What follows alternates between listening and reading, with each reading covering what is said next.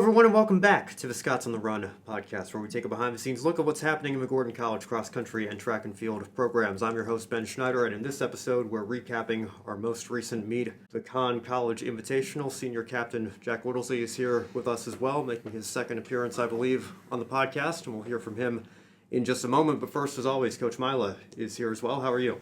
Great. Like I said when you guys walked in, I coach for a living. I coach track, and it's a good life, you know. Gotta remind myself of that all the time. It's like, geez, I get to go out to, I think we have one of the most beautiful tracks I think I've ever been to, just been present at. It's the fact that we get to go out there every day. It's a good life here at Gordon. Especially the weather recently has been immaculate. So it's been real nice. Plus we got a workout today, so we're all sorts of good things. Well, welcome back. Jack, how are you? I'm good, thank you. A little tired, but still I feel good. that. Yeah. Well, I guess just, I don't know, we want to start with how your race went on Saturday? My race was good.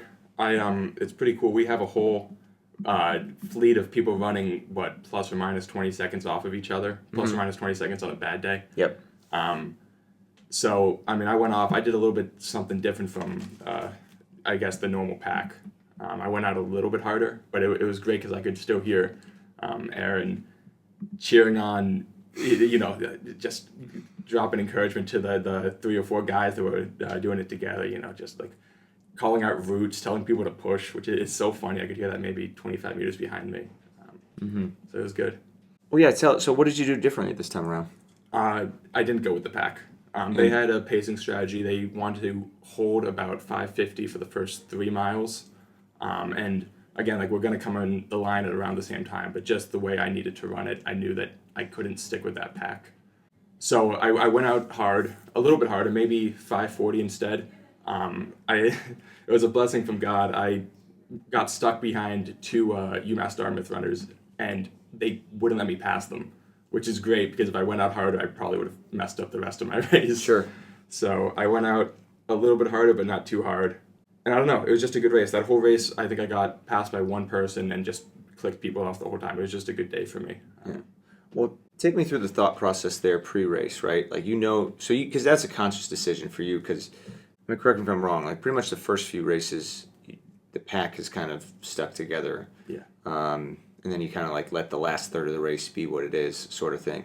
But where did that come from for you, that you knew going into this that you're like, all right, I'm going to have to get ahead of everybody, or like, what was the thought behind that? Yeah, it was a little bit of a balance. I didn't want to go out too hard. 5:50 was probably just what I needed. Also, the course was going to, there were 300 people on the line, and it was going to bottleneck almost immediately. And, people fell, people tripped. Wesley tripped twice. Well, I think he tripped once and got pushed the other one, didn't he? Got cut off or something? He rolled his ankle twice, and then in the last stretch, he got pushed. Oh, yeah. So he did get. He had an unfortunate series of events in that race. Sure. But I didn't want to go out too hard, but also 5:50 didn't seem like, with the goals I had in mind, which were kind of not even a numerical goal, but 5:50 just did not set me on pace for what I'd be happy with.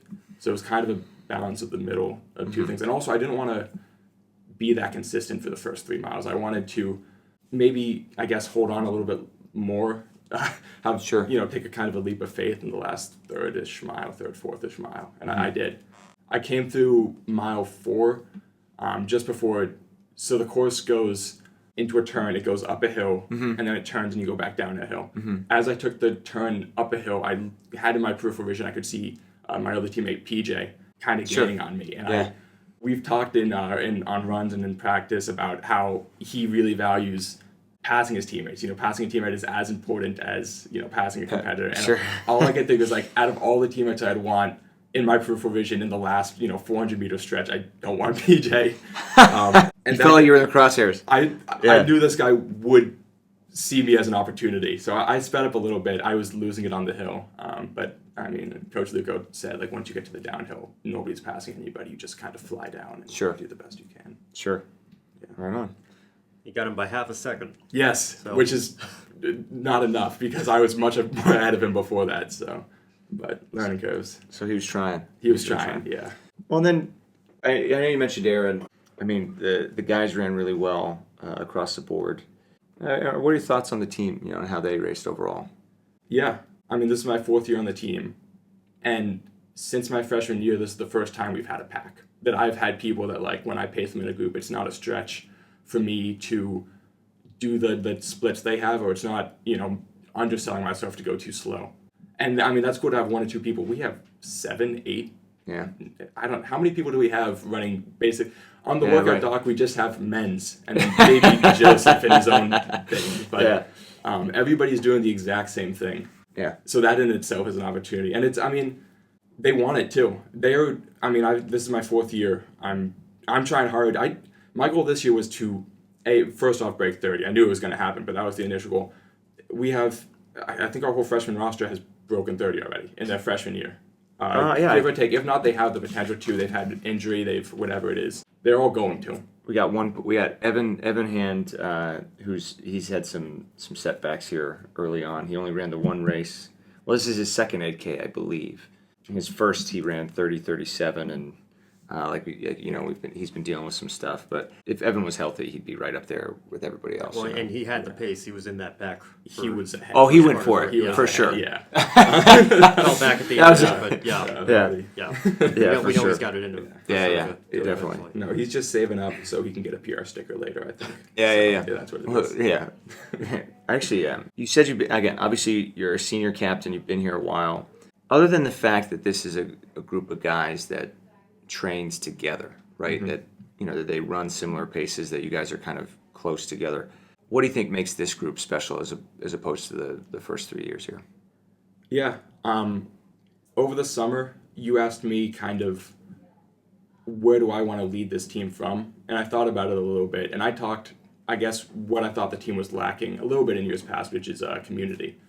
And I came in with the mission, like, we're going to do team events, we're going to host things, we're going to be really close. I didn't need to do any of that with these guys. Yeah. I talked to Carolyn, the other captain, and I'm like, we did a pumpkin carving event. We've talked about doing movie nights, and we stop and think, like, do we really need to do this? The whole freshman class, the people we would do the team events for to make them feel close on the team, already hang out, I think, all the time. They're already a really close friend group. So I don't know. The community is great, and it was unexpected to see how good it was. Yeah. No, and it's funny. I've said that to a few recruits. Obviously, this being my 3rd year, that when I first got here, it's not like the community was bad. Like we liked each other, but there's a different. I mean, I think we've taken it to a different level of, just like that genuine care for one another. When we say like we want to be a family, when we say we act like we're a family. I think that's more true than it has been in years past. Not that, again, I don't want to discredit past teams, but I just think that this group, there's a connection that's or a synergy that I don't think has been Totally there since I've been here. Yeah. So yeah, I don't know. Any other thoughts on the men's race, your race? A lot of PRs across the board, Sure. Guys and girls. Shout out to Wesley, who didn't hit a PR. He was going to hit it, but I don't know. He's just always been pushing me, and I feel it's only proper to acknowledge that even though the time doesn't show the work he's been putting in, he's been by my side for 4 years doing the exact same thing, and I wish he was hitting the PRs. He'll get there. He will. I imagine he'll stay on his feet at our conference meeting. He'll get under 29 just like a lot of those other guys. Mm-hmm. To wrap up the men's race at Con, and then we'll talk a little about the women's race here. We had 7 of I think we had 9 or 10 racers. So 7 of the 9 guys who raced ran a new personal best. And we had 3 of those guys ran sub 29 for the first time. Joseph went sub 28 for the first time. And even Steven went sub 30 for the first time. Some huge jumps forward. I mean, just listen to these numbers. Jack, you had a 40-second PR. Mm-hmm. Hudson had a 54-second PR. PJ had a 36-second PR. Luke had a 26-second PR. Joseph, our top finisher on the day, he had a 62-second PR. And Steven had an 87-second PR. Yep. Isn't that wild? Mm-hmm. The men averaged or improved their personal best by, and this includes, some of the people who didn't PR, obviously. They averaged an improvement by 14 seconds, right? So I think that was huge. I also want to, kind of by the numbers, right? Sure. That's kind of what we're doing here. And Jack, we were just talking about this before we started recording here. Jack, your PR your freshman year was 32:57, then 31:17, then 30:10, and now this year you've PR'd twice, and you've gotten to 28:51. You know I said we were done talking about you, but I do want to ask, what do you think? I mean, that's over 4 minutes, and you're still not done with your senior year. What do you think is attributed to your continuous improvement? Honestly, I think over anything else, it's just loving the sport. Great answer, man. It sounds very PR, No. but I mean, I wouldn't. I could say it's the work, but it's not the work. It's the fact that I love doing the work. This summer, I stayed here over the summer and like on campus, and I just worked and I ran. Like I don't think I hung out with friends once, which sounds really sad, but like that's what I want to do. I just want to run all the time. Hey, man. No, I mean, honestly, but like as we're recruiting people, that's one thing. I mean, having a passion for the sport is hard to coach. Like it's hard to I can't instill that in you, you know? And honestly, that's why you're our captain. That's why Carolyn's our captain on the women's side. It's very obvious that when you wake up in the morning, one of the first thoughts you have is, how am I getting better today? How am I getting faster today? Yeah. You know? And we love that. All right, I want to give us some time I want to be able to talk about the women's race a little bit. The nice thing about Conn College is that there's an open division and championship division to give our racers a really good opportunity to be in a competitive race. So we had 4 girls in the open division to start the day. All 4 of those girls ran a personal best. Again, that's why those races are so important, is because it puts them in a position to be successful. In that race, again, massive jumps were taken forward here. Jasmine ran 40 seconds faster. She went from 26:52 to 26:12. Jill ran 34 seconds faster than her personal best, getting under 26 minutes for the first time in her collegiate career. And then Ruby had a 66-second PR going under 30 minutes for the first time in her career. So those 3, obviously, huge jumps forward. And then Caroline Roberts, her first 6K ever, she got out. The first 5K of her 6K was faster than when she ran a 5K a couple weeks ago. So really, yeah, I mean, I'm calling that a PR. She'll get a sticker for that. Yeah. I gave her a sticker for that. So again, I knew as a coach going into this, after that first race, you just kind of know. It's like, all right, if we have 4 people that run that well, then that's when you start getting excited, because it's like, all right, everybody's pretty much doing the same stuff that, especially in cross. So you know that your horses are ready to race well. So, and then going into the women's race. Yeah, I mean, we had some girls, again, made not only big jumps, but put themselves in positions where they're really setting themselves up to be a force to be reckoned with, come our conference championship in a couple weeks. Olivia Murch made one of the biggest jumps of the day. Biggest jumps for on the women's team. Olivia had a 68-second personal best. She went from 25:30 to 24:22. Kaylee has had a stellar season. She was ready to go at the beginning of the year. She's struggling with some hip stuff, so it's nice to see her come back, have a 28-second PR, get under 25 minutes for the first time in her career. And then, actually, Molly Burkhart has been a freshman for us that, honestly, dude, she reminds me a little bit of you.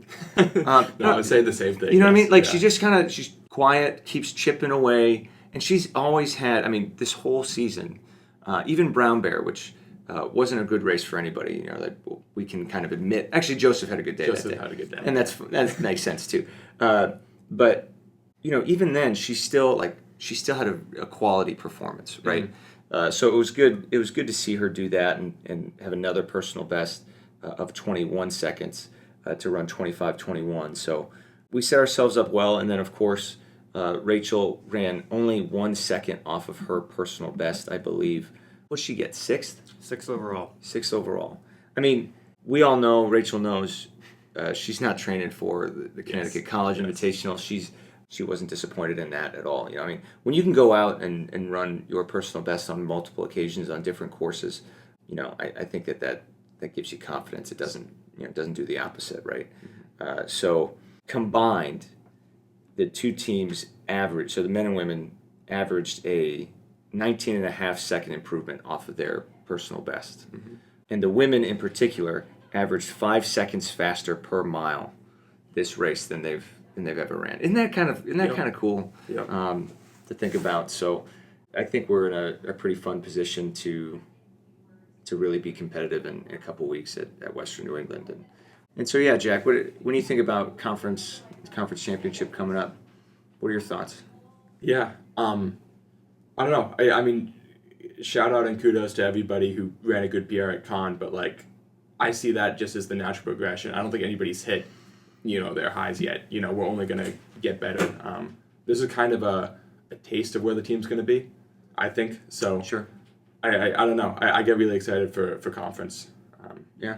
I just think across the board we're going to see even bigger PRs, and we're celebrating now, but we're going to celebrate even more when we see what happens. Yeah. We took our time to celebrate, and I think we're back to work today in this workout. I think it seems like everybody's excited to get after it and have another significant jump forward. You know what I mean? So I don't know, Ben. What are some of the thoughts you had? I mean, do you have any numbers I'm missing out there? Or? No, I think you hit them all. Yeah. Obviously, massive PRs virtually across the board for a lot of people, and I like what Jack just said as well. I think as great as these times are, and as great as our team's performance was this weekend, I think there's certainly an argument to be made that nobody's peaked yet. Yeah. That we're going to continue to shave some seconds off when we come time for conference in a couple weeks, which you guys have just been talking about. I guess that's our next race. It's kind of hard to believe that we're already at that point of the year. Yeah. But then we'll roll through conferences and regionals, and hopefully continue to get better through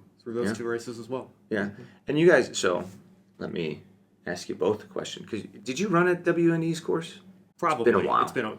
Okay. It's been a while, obviously. So Jack, you might be the only one in the room that remembers the course. Any thoughts on that? Coach, I ran the course. I do not remember a single I thing. think I'm asking the wrong person. Yes, That's a good point. I do not remember at all.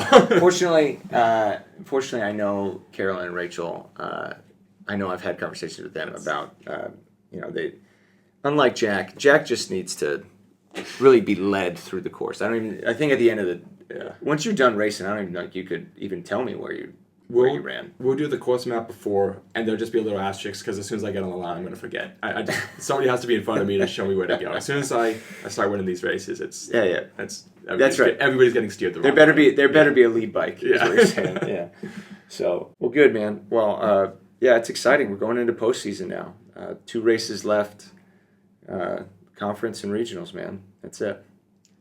All right. Well, we will see you in a couple of weeks to recap conferences. And in the meantime, thank you all so much for listening to this episode, and we'll see you in the next one. Have a good one.